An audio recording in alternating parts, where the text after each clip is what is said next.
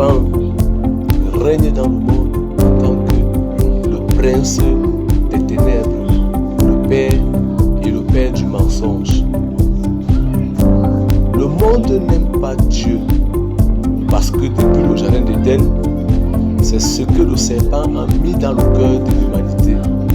Ne pas aimer Dieu, ne pas écouter sa parole, ne pas recevoir sa parole, ne pas se prosterner devant Dieu, ne pas obéir à Dieu, critiquer tout ce que Dieu dit et tout ce que Dieu fait. Ok. Dieu s'est donné le nom de Jésus-Christ pour venir sur la terre afin de pardonner le péché d'Adam et Ève et pardonner le péché des hommes.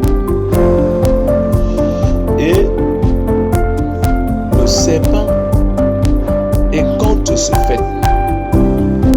C'est la raison pour laquelle il oppose les hommes à tous ceux qui viennent de Dieu.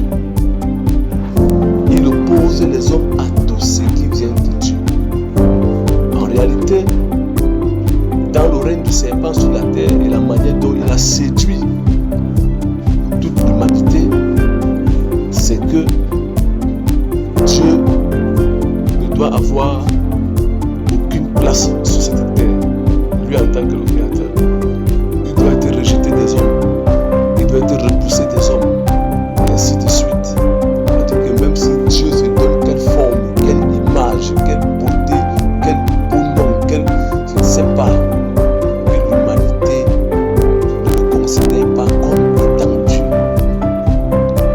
Ah oui, que l'humanité ne le considère pas comme étant Dieu. Parce qu'en fait, lui, le serpent, il s'est fait Dieu sur la terre.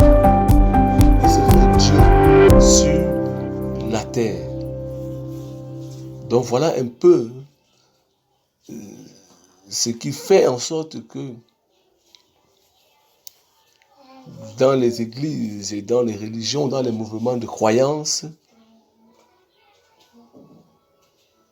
les gens parlent de Dieu dans la prostitution, les gens parlent de Dieu dans le vol. On dit c'est Dieu qui a apporté toutes ces choses, on dit c'est Dieu qui a apporté le vol, c'est Dieu qui a apporté la rose croix, c'est Dieu qui a apporté la franc-maçonnerie. On dit dans le monde c'est comme ça, on tient des langages que c'est Dieu qui a apporté le maraboutage, le fétichisme.